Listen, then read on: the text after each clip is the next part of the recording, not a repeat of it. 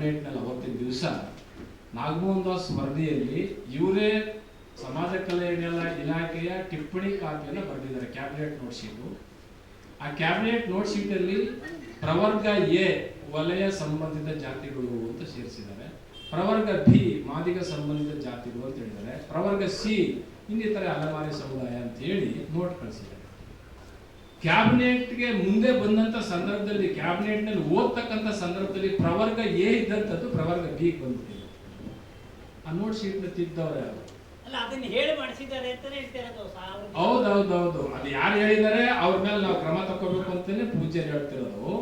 ಈಗ note sheet ನಾವು RTI ನಲ್ಲಿ ಈಗಾಗಲೇ ಎಲ್ಲ ಕಡೆ ಅಪ್ಲೈ ಮಾಡ್ಕೊಂಡಿದ್ದೇವೆ, ಅದು ನಮ್ಗೆ ಸಿಗುತ್ತೆ, ನಾವು ಅದನ್ನ ಸುಮ್ಮನೆ ಬಿಡೋದಿಲ್ಲ. ಆದ್ರೆ ನಾನು ಹೇಳೋದು, ಒಂದು ಸರ್ಕಾರದ ಚೀಫ್ ಸೆಕ್ರೆಟರಿ ಅವರು, ಒಂದು DPR ಸೆಕ್ರೆಟರಿ ಅವರು, ಒಂದು ಪ್ರಿನ್ಸಿಪಲ್ ಸೆಕ್ರೆಟರಿ ಅವರು, ಒಂದು ಸಮಾಜ ಕಲ್ಯಾಣ ಸೆಕ್ರೆಟರಿ ಅವರು ಮತ್ತು ಮಂತ್ರಿ ಮಹೋದಯರು ಇರ್ತಕ್ಕಂಥ ಸಂದರ್ಭದಲ್ಲಿ ಇಲ್ಲ ಅವ್ರೇನಾದ್ರು ತಪ್ಪಿದ್ರೆ ತಪ್ಪಿದೆ ವಾಪಸ್ ಕಳ್ಸಪ್ಪ ಸರಿ ಮಾಡ್ಕೊಂಡ್ಬರಲಿ ಅಂತ ಹೇಳ್ಬೋದೇ ವಿನಃ ಇಲಾಖೆಯ ಕ್ಯಾಬಿನೆಟ್ ನೋಟ್ ಶೀಟ್ ಅನ್ನ ಹೆಂಗ್ ಚೇಂಜ್ ಮಾಡ್ತಾರೆ ಸರ್? ಇದು ಬಹಳ ಅತ್ಯಂತ ಕ್ರಿಮಿನಲ್ ಅಫೆನ್ಸ್.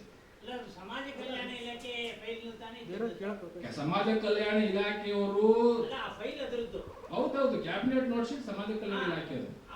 ಸಮಾಜ ಕಲ್ಯಾಣ ಇಲಾಖೆ ಜವಾಬ್ದಾರಿ ಆಗುತ್ತೆ.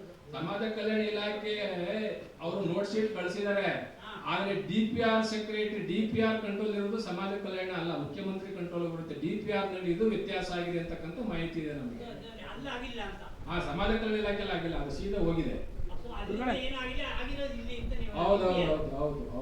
ಗುರುಗಳೇ, ಈಗ ಶ್ರೀಗಳು ಹೇಳಿದ್ರು ಬಸವನಾಗಿ ಸ್ವಾಮೀಜಿ, ಈ ಹಿಂದೆ ನಮ್ಮ ಎಸ್ ಟಿ ಸ್ವಾಮೀಜಿಗಳು ಇದೇ ರೀತಿ ಅವರ ಸಮುದಾಯಕ್ಕೆ ಕುಂತಿದ್ರು.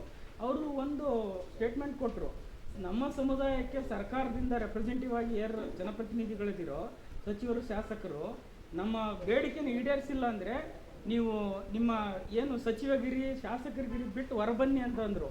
ಸೊ ಅಷ್ಟು ಒಂದು ಕಮೆಂಡಬಲ್ ತಾವು ಕೊಡಕ್ಕೆ ಆಗ್ತಾ ಇಲ್ವಾ?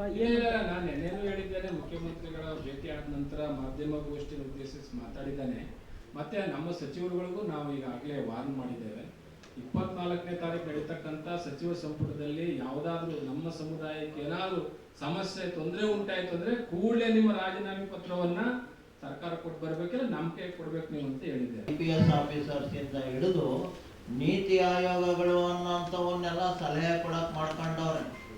ಹಾಗೆ ಅದಕ್ಕೆ ಸಂಬಂಧಪಟ್ಟಂತ ಆಯೋಗಗಳೆಲ್ಲವೂ ರಚನೆ ಮಾಡುವಂತ ಇಚ್ಛಾಶಕ್ತಿ ಇದೆ. ಆ ಥರ ಎಲ್ಲ ಇದ್ರೂ ಕೂಡ ಕಳ್ಳ ಸುಳ್ಳ ಮಾತುಗಳು, ಕಳ್ಳ ಸುಳ್ಳ ಪೋಸ್ಟ್ಪೋನ್ಗಳು, ಒಂದು ನಿರ್ದಿಷ್ಟವಾದಂಥ ಸ್ಪೆಸಿಫಿಕ್ ಆದಂಥ ತೀರ್ಮಾನವನ್ನು ತೆಗೆದುಕೊಳ್ಳದೆ ಇರತಕ್ಕಂಥದ್ದಕ್ಕೆ ನಾನಾದರೂ ಕೂಡ ಭಾಳ ವಿಷಾದ ವ್ಯಕ್ತಪಡಿಸ್ತೇನೆ. ಇಂಥದ್ದಕ್ಕೆ ನಮ್ಮ ಗುರುಪೀಠ, ನಮ್ಮ ಸಮುದಾಯ ಯಾವತ್ತೂ ಕೂಡ ಸಹಕರಿಸಲ್ಲ. ಇಲ್ಲಿ ತನಕ ನಾವು ನಮ್ಮ ಪಕ್ಷ ನಮ್ಮ ಪಕ್ಷ ನಮ್ಮ ಪಕ್ಷ ನಮ್ಮ ಪಕ್ಷ ಸಿದ್ದರಾಮಯ್ಯ ಅಹಿಂದ ಸಿದ್ದರಾಮಯ್ಯ ಅಹಿಂದ ಅಂತ ಹೇಳ್ಕೊಂಡು ಬಂದಿರ್ತಕ್ಕಂಥದ್ದು ನಾವು ಯೋಚನೆ ಮಾಡಬೇಕಾದಂಥ ಸಂದರ್ಭಕ್ಕೆ ತಗೊಂಡ್ಬಂದಿಟ್ಟಿದ್ದಾರೆ. ಹಾಗೆ ಇದಕ್ಕೆ ನಾವು ನಮ್ಮ ಮಂತ್ರಿಗಳನ್ನೂ ನಾವು ಏನೋ ಬೆಂಬಲಿಸ್ತಾ ಇಲ್ಲ ಅಥವಾ ಅವರು ಕೂಡ ಇದರಿಂದ ಹೊರಗಿದ್ದಾರೆ ಅಂತ ಹೇಳಕ್ಕೆ ಇಷ್ಟಪಡಲ್ಲ. ಯಾವಾಗಿದ್ರೂ ಅವರು ಸರಿಯಾದ ಇಚ್ಛಾಜ್ಞಾನ ಕ್ರಿಯಾಶಕ್ತಿಯನ್ನು ಸಮುದಾಯಕ್ಕೋಸ್ಕರ ಒಂದು ಸಮಸ್ಯೆಗೋಸ್ಕರ ಅವರು ಉಪಯೋಗ ಆಗಲಿಲ್ಲ ಅಂತಂದರೆ ಅಂಥದ್ದು ಆ ಜಾಗದಲ್ಲಿ ಯಾರಿದ್ರೂ ಕೂಡ ನಮ್ಮ ಗುರುಪೀಠ ಸಮುದಾಯ ಅವರಿಗೆ ಧಿಕ್ಕಾರವನ್ನು